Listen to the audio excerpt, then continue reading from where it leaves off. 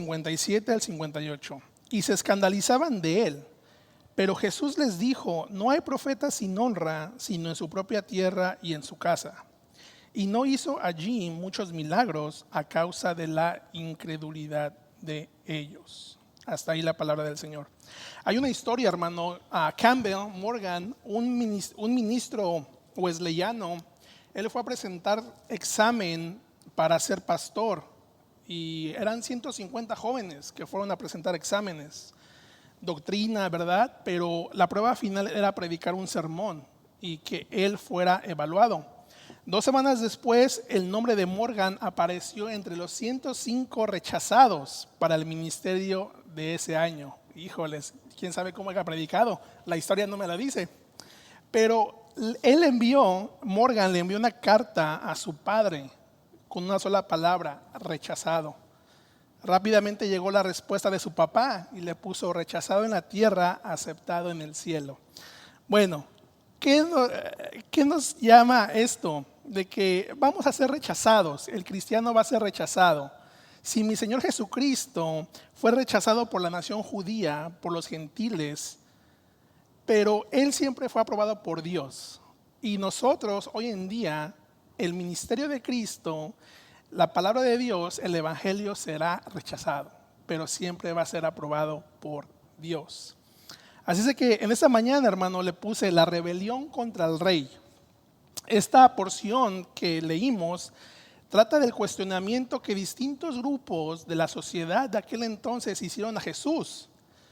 Jesús encontró críticas, conspiraciones, como lo hemos visto en el Sermón del Monte. Mateo nos ha regalado eso, sobre críticas sobre los religiosos, la pompa política. Pero aquí, hermano, cuando acaba Jesús de predicar las parábolas en Capernaum, va a ir a Nazaret. Y en Nazaret es donde él fue criado, donde él creció. Enseñaba en la sinagoga desde pequeño, ¿verdad? Se paraba y leía Isaías, etcétera, etcétera. Y su enseñanza sin duda fue la misma. Incluso gente nos dice: jamás hombre había hablado como este hombre. Pero desgraciadamente, hermano, Nazaret no tuvo ningún efecto. La palabra de Dios no tuvo ningún efecto, al contrario, tuvo oposición. Entonces el día de hoy vamos a ir a mi primer punto: oposición. Mateo 13:53. Note lo que dice ahí. Aconteció que cuando terminó Jesús esas parábolas, se fue de allí. ¿Dónde estaba mi Señor Jesucristo enseñando las parábolas? Bueno, Él estaba en Capernaum, ¿verdad? Ahí fue su centro de control por 1 año y medio, estuvo enseñando. La mayoría de las personas que lo vieron oyeron, algunas se alejaron, algunas manifestaron su rechazo. E incluso Mateo 13:13 dice: enseñó a la gente por medio de ejemplos. Así, por más que miren, no verán nada, y por más que oigan, tampoco entenderán nada, porque lo habían rechazado. Entonces Jesús usa las parábolas, los ejemplos de la vida diaria, para que la gente aterrice al evangelio de Dios. Hemos visto las parábolas del pescador, la del sembrador, etcétera, etcétera, que alude la comparación al evangelio de mi Señor Jesucristo. Pero sin embargo, hermano, Capernaum lo rechazó. Capernaum les dio duro. Mi Señor Jesucristo les dijo ahí en Mateo 11:23: tú, Capernaum, que eres levantada hasta el cielo, hasta el Hades serás abatida, porque si en Sodoma se hubieran hecho los milagros que han sido hechos en ti, habría permanecido hasta el día de hoy. O sea que mi Señor Jesucristo demostró, predicó, les enseñó milagros, pero lo rechazaron. Que aún Sodoma hubiera permanecido, una ciudad pagana. Es interesante, hermano, que estaba leyendo en comentarios y en ensayos que esta ciudad, Capernaum, tuvo prosperidad mundana por un tiempo, y las excavaciones muestran que hubo actividad pagana ahí con los judíos. Esa sinagoga donde Jesús enseñó estaba decorada con varios animales, figuras mitológicas. Rechazaron el evangelio, rechazaron al Mesías y por consecuencia, al haber rechazado a Dios, al Dios verdadero, el pueblo quedó a merced de dioses falsos. De dioses falsos. Oposición, hermano. Jesucristo enfrenta oposición por familiares, por amigos, por líderes religiosos, por líderes políticos. Y usted como creyente, como seguidor de Cristo, va a enfrentar oposición. Los apóstoles estaban viviendo esa oposición con ellos. Meditando en esto, cuando hacía el sermón y en la mañana, decía, wow, ¿por qué Cristo nos da esto? ¿Por qué Mateo nos escribe esto? Bueno, porque nos quiere equipar a usted y yo para enfrentar oposición aquí en el mundo, para que no se me achicopale cuando venga esa oposición. Pero permítame darle un ejemplo sobre la oposición, familiares y amigos. Cristo tuvo oposición hasta de sus hermanos. Mire, por cuestión de tiempo no lo busque, yo lo leo. Ahí en Juan 7, 3, 5, dice que cuando Jesús terminó la región de Galilea de recorrerla, no quería ir a Judea porque los jefes judíos lo buscaban para matarlo. Y sus hermanos le dijeron, hey, ve a Judea para que tus seguidores puedan ver las grandes obras que haces. No hagas eso en secreto. Y dijeron sus hermanos, dice Juan, dijeron eso porque ni siquiera ellos creían. Sus hermanos, ni siquiera ellos creían. Pensaban que estaba loco. ¡Wow! Bueno, pero dice Jesucristo que aún no había llegado el momento de que todos supieran que soy el Hijo de Dios. Dice, la gente de este mundo no los odia a ustedes, pero a mí me odia porque les digo que su conducta es mala. Vayan ustedes a la fiesta, yo no iré porque todavía no ha llegado el momento de que todos sepan quién soy. Bueno, ahí puede buscar los sermones en Juan, cuando se predicó expositivamente. Ahí hay cassettes. Usted puede estudiar ese pasaje. Pero Jesucristo, hermano, enfrenta oposición de familiares y amigos. ¿Qué más usted, hermano, va a enfrentar oposición de algún familiar porque es cristiano? Como discípulo de Cristo, hermano, espera oposición de amistades y familiares. Como seguidor de Cristo, hermano, espera rechazo al mensaje del evangelio. Como usted que es colaborador de Cristo, espera que la semilla caiga en tierra endurecida de corazones que aman al pecado. Jesucristo está enseñando las parábolas a los discípulos. Algunas parábolas van a caer, algunas semillas van a caer en tierra fértil, en camino endurecido, van a tener buena semilla. Pero no te sorprendas que como colaborador de Cristo, que la semilla caiga en tierra endurecida y te rechacen. Como predicador de Cristo, espera que los hombres prefieran su propio camino. Como cristiano escritural, hermano, espera críticas por romper las tradiciones humanas. Cristo, predicando en el Sermón del Monte, exponiendo la ley, lo criticaron por romper tradiciones humanas. Legalismo. Aún el mensaje, hermano, de Cristo, dándolo personal, Él no fue popular. Este mensaje no va a ser popular porque nadie ha cambiado al día de hoy. Hemos visto oposición. Y usted, hermano, este texto me enseña que usted debe de estar equipado para enfrentar esta oposición. Porque si los discípulos de Cristo aprendieron sobre esta situación a un lado del maestro, ¿qué más nosotros, cuando ya tenemos la Biblia revelada, las historias, la voluntad de Dios, me enseña que yo al predicar, al enseñar, va a haber gente que no responda?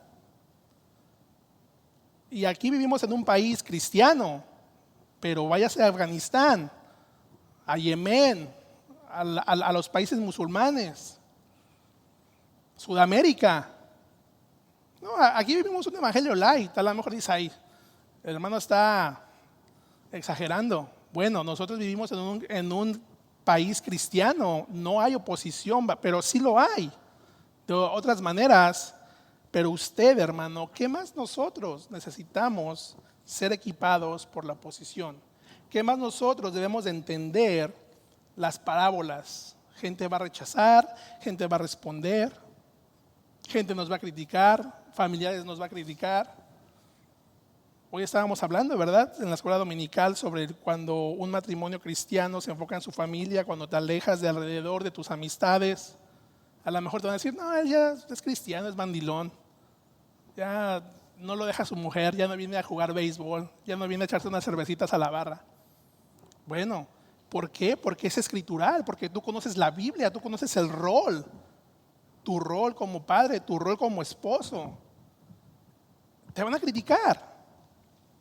Si a mi Señor Jesucristo, hermano, al Mesías, lo criticaron, que era el mejor predicador, ¿qué más a uno? El texto me dice, hermano, que hubo una oposición. No sé si oposición es lo mismo que rechazo, pero la oposición vemos cuando no quiero. Y un rechazo es también, aún más, es algo similar. Y el texto me está diciendo en el 54 que cuando vino a su tierra, les enseñaba en la sinagoga de ellos de tal manera que se maravillaban. Y decían, ¿de dónde tiene esta sabiduría y estos milagros? 55, ¿no este es el hijo del carpintero? ¿No se llama su madre María y sus hermanos Jacobo, José, Simón y Judas? ¿No están todas sus hermanas con nosotros? ¿De dónde pues tiene todas estas cosas? Y se escandalizaban de él. Pero Jesús les dijo, no hay profeta sin honra, sino en su propia tierra y en su casa. Eso es lo que me lleva el rechazo. El ministerio principal, hermano, de Jesucristo fue enseñar. Claramente Él invierte su ministerio con los apóstoles, con los discípulos. Y la iglesia, hermano, está llamada a ser discípulos. Esta palabra griega de enseñar tiene dos sentidos, que es enseñar e instruir. Pero me gusta más el sentido de instrucción. ¿Por qué, hermano? Porque una instrucción es cuando ahorita que yo soy papá, llega mi suegra con juguetes, llegan cajas y uno quiere armar las cosas bien rápido, no quiero leer las instrucciones. Bueno, así es la gente que no tiene a Dios, quiere vivir la vida sin la instrucción de la Biblia. Queremos las cosas rápidas, ¿verdad? La gente se pregunta, ¿por qué sufro? ¿Por qué la maldad del mundo? ¿Por qué está pasando esto? Bueno, es que la gente quiere las cosas rápidas, respuestas, pero no mira a la Biblia como instrucción. Nuestro Señor Jesucristo dice que en la sinagoga enseñaba, instruía. El predicador instruye, hermano. El predicador te lleva a la Biblia. El predicador te expone las instrucciones que Dios ha escrito por medio de hombres para nuestra vida al cristiano. La gente naturalmente que no tiene a Cristo, que no tiene a Dios, que ve la Biblia, que rechaza la palabra de Dios, no quiero la Biblia, no quiero la instrucción, van a tener muchas preguntas sin respuesta. Porque la respuesta está en la Biblia para toda la vida, es la instrucción. Pero ¿por qué rechazan la instrucción de Dios? Y lo que me dice el texto es que cuando Jesús enseñaba en las parábolas, en el sermón del monte, en el mar, note lo que dice Mateo, que su enseñanza, que se maravillaban. Esto generaba admiración de su doctrina, de su enseñanza, hermano. Otra traducción dice, de esta manera que estaban atónitos. Y me llama la atención esta palabra, se maravillaban, porque Mateo la usa 3 veces en el Evangelio. En el 7:28 dice, cuando Jesús terminó estas palabras, las multitudes se admiraban de su enseñanza. Se admiraban de su instrucción.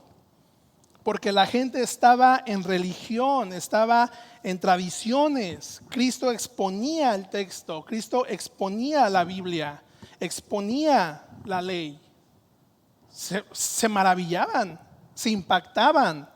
Ahí en Mateo 19:25 dice: al oír esto, los discípulos estaban llenos de asombro y decían: entonces, ¿quién podrá salvarse? En el Sermón del Monte decía: bueno, yo ofrendo, yo guardo el sábado, yo hago esto, pero cuando escucharon esto, dice: ¿qué? ¿Lo estamos haciendo mal? ¿Quién es este maestro que habla esas verdades profundas? ¿Quién es este hombre que expone la ley? El maestro.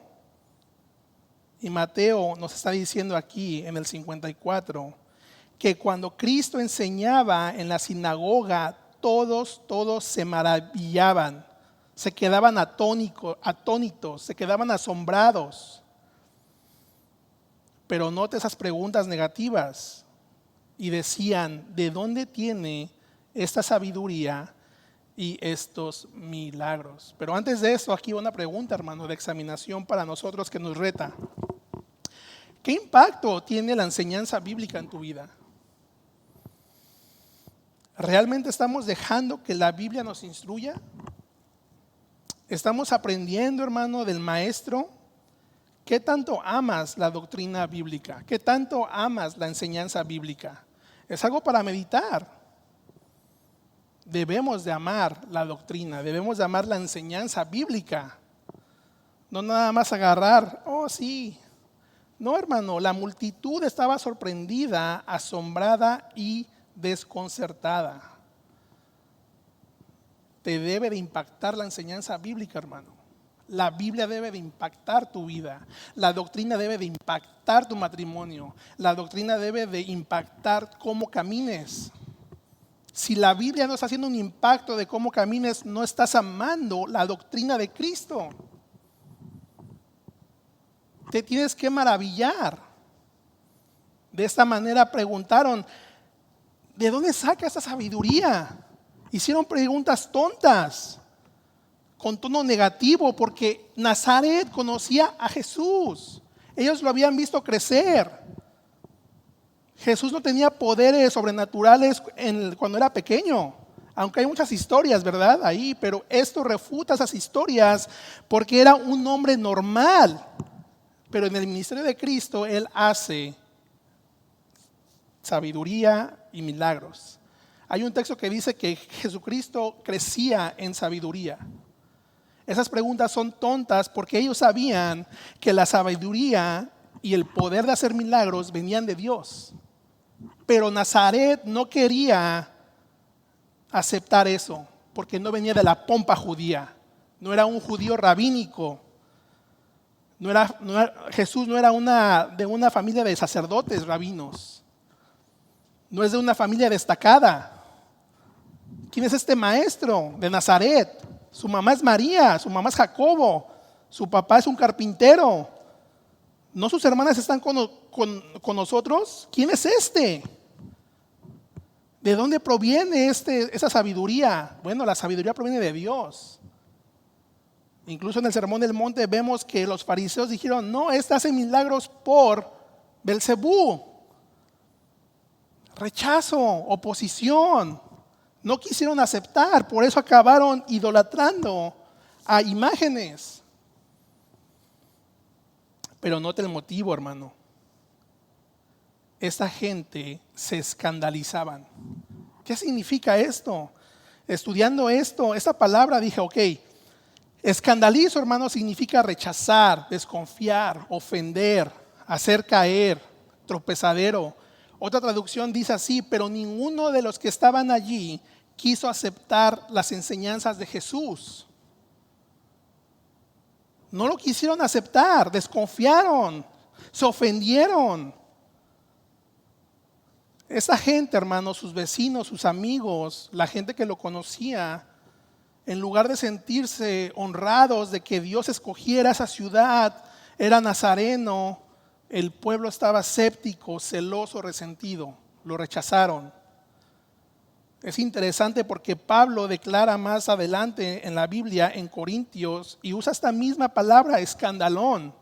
Ahí en 1 Corintios 1:23 dice, pero nosotros anunciamos que Jesús es el Mesías y que murió en la cruz. Para la mayoría de los judíos esto es un insulto. Otra traducción, la Reina Valera lo traduce como tropezadero. Y para los que no son judíos es una tontería. Escandalizo, se ofendieron, rechazaron, desconfiaron. El texto no me enseña qué es lo que Jesús enseñó, pero en los paralelos él exponía la Biblia. Al parecer en Lucas dice que hasta los judíos, cuando él leyó Isaías, él dijo, yo soy. Aquí se cumple la profecía. Se enojaron, se escandalizaron, lo siguieron y lo querían aventar al precipicio. Se escandalizaron. Pero ese no es mi tema, ese texto. Estoy aquí en Mateo. Más adelante podemos predicar de Lucas y Marcos. Es probable, hermano. Aquí la pregunta es, ok, ¿esta gente se ofendieron o rechazaron? Bueno, en mi opinión yo creo que fueron las dos. ¿Por qué? Porque ¿qué predicaba Jesucristo, hermano? ¿Cuál es nuestro mensaje? Bueno, Jesús hablaba del pecado y de la necesidad de arrepentirse, que tenían que arrepentirse. Por consiguiente, este texto me enseña, hermano, que las cosas de Dios son una ofensa para las personas pecaminosas. Se van a ofender, se van a escandalizar. Gálatas 5:11 dice, hermanos, no lo busque, yo lo leo, apúntalo por cuestión de tiempo. Dice, hermanos, si yo anunciara que todos deben circuncidarse, mis enemigos dejarían de perseguirme. Pablo dice, si yo dejara predicar, si yo dejara que todos cumplan la ley, que todos se circundicen, dice, mis enemigos dejarían de perseguirme. Y el evangelio de la muerte de Cristo en la cruz no los haría enojar. Otra vez ahí aparece esa palabra, escandalizo. No los ofendería. Hermanos, ¿cambiaríamos el mensaje del evangelio para que la gente se ofenda? ¿Dejaríamos de predicar la Biblia y traer mensajes motivacionales? ¿Diluyéramos, rebajaríamos el evangelio para que tú eres aceptado en la sociedad? No, de ninguna manera, como dice Pablo. Hermanos, yo no voy a dejar de predicar esto. Al contrario, yo voy a exponer a Cristo. Cada predicador, hermano, debe de proclamar todo el consejo de Dios. Debe de dar a conocer cada doctrina de la Escritura. Debe enseñar cada verdad.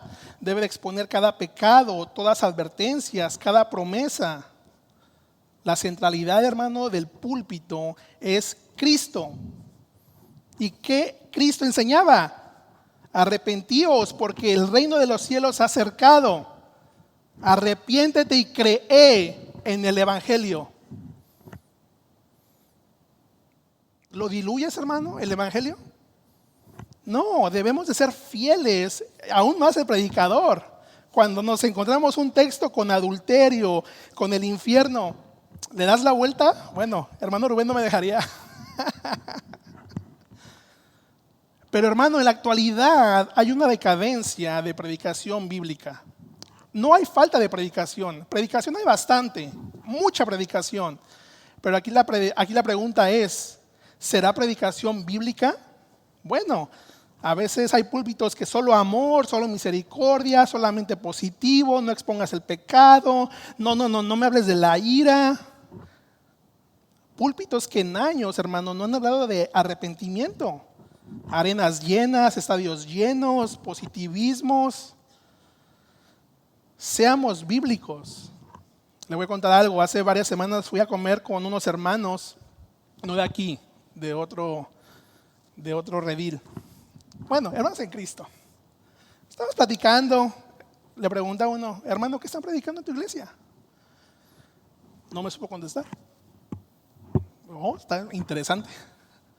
Le pregunté al otro hermano, oye, ¿qué están predicando? ¿Qué sería ahí? No, pues no sabemos. Algo de motivación o positivismo, ok.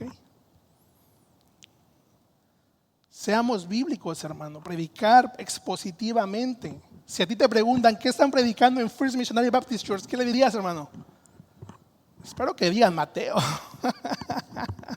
Porque ya tenemos casi un año, ya cumplimos casi 1 año y 3, ya vamos para el 1 año y medio. Y los pastores quieren acabar el libro. Predicar todo el consejo de Dios, hermano. No tienes que diluir el evangelio. No importa que la gente se escandalice, tú debes de predicar todo el consejo de Dios. Cristo fue sin alabanza porque predicó la verdad. Él vivió la verdad y Él era la verdad. Él era la verdad. No importa que la multitud se escandalice, no importa que rompamos reglas, debemos exponer falsas doctrinas, sectas. Eso es ser fiel al texto, hermano, y esa es la convicción mía como predicador, como ministro. Esa es la convicción que los pastores me han enseñado, de predicar el texto. El evangelio, hermano, es ofensivo. Me dice la Biblia que es ofensivo. La gente que camina en pecado se escandalizan porque no quieren dejar su pecado. Lo rechazaron. Se fue. Y este es el último texto que me regala la palabra, la incredulidad. Esa es la tesis. Y no hizo allí muchos milagros a causa de la incredulidad de ellos. El poder de la incredulidad, hermano. La tesis. ¿Qué me enseña esto? Pues que no creían. Incredulidad. ¿Qué es la incredulidad? Bueno, es el hecho de no confiar en Dios. Él frena su bendición y conduce a condenación y muerte espiritual. ¿Cuál es el mayor pecado, hermano, que existe en el mundo? Bueno, dice que es la blasfemia del Espíritu. Bueno, el Espíritu da testimonio de Cristo, que Él es el Hijo de Dios. Aquellos que no creen en Cristo están condenados y tienen muerte espiritual eterna, como se predicó en la parábola de la red. Pero mire, hermano, la tesis de este mensaje. Puedo hablar de la fe, pero voy a hacer aquí un contraste entre la fe y la incredulidad. La Biblia, hermano, tiene muchos ejemplos de fe. Por ejemplo, Abraham creyó a Dios, se convirtió, escogió una gran nación, fue el pueblo escogido de Dios. Israel creyó a Dios y atravesó el Mar Rojo en tierra seca. Daniel creyó a Dios y los leones no pudieron hacerle daño. Un centurión romano creyó a Dios y su criado fue sanado. 2 hombres ciegos creyeron a Dios y recibieron la vista y la salvación. Y la lista es interminable. Vemos muchos ejemplos de fe. Pero la Biblia, hermano, también me enseña que hay lista de relatos que muestran el poder de la incredulidad. Adán y Eva no creyeron a Dios y todo el mundo fue maldito. El mundo mismo se negó a creer en la advertencia de Dios predicada por Noé y fue destruido en el diluvio a excepción de 8 personas. El faraón no quiso creer a Dios y perdió su hijo primogénito y todo su ejército, toda su propia vida. Nabucodonosor se negó a creer a Dios y se volvió una bestia insensata. Muchos aspirantes a ser discípulos no quisieron creerle a Dios porque se ofendieron por las enseñanzas de Cristo y entraron a eternidad sin esperanza. Escandalizo.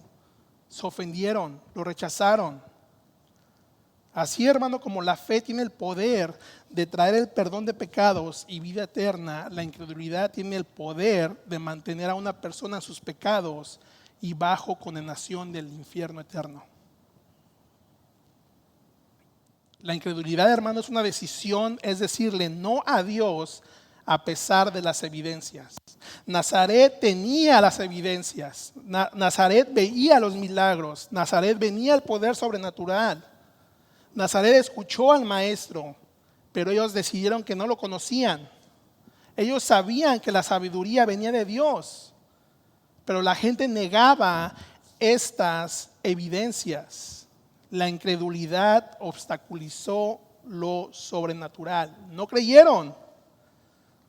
Y no ha cambiado, hermano, esta situación. No ha cambiado. No se sorprenda de que gente se escandalice. Las evidencias, hermano, hoy en día, con todo el carbono 20 y el papiro y muchos exámenes que hay para ver, vemos que la Biblia, hermano, es la última verdad, es la instrucción.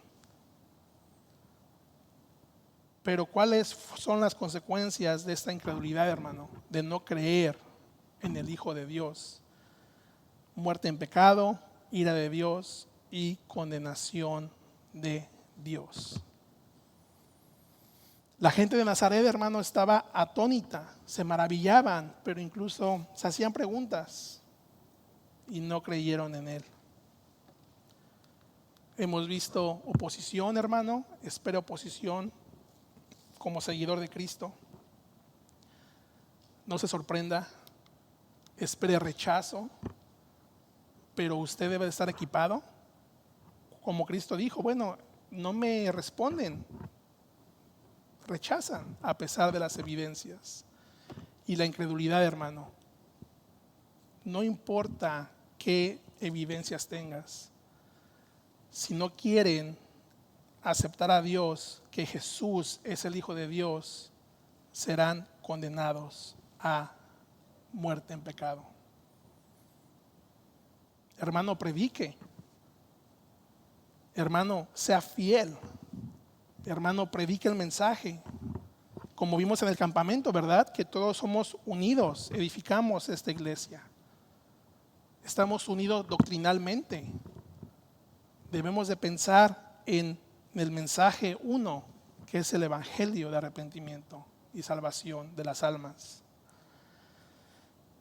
Será necesario, hermano, que cada uno haga suya la oración de los discípulos, que dice: Señor, aumentanos la fe. Yo estaba meditando y dije, pobres discípulos, veían persecución, incluso Pablo, ¿verdad? Cuando él predicaba en Atenas, lo perseguían, acabó en la cárcel, los apóstoles fueron perseguidos, los cristianos del primer siglo fueron ahí con los leones.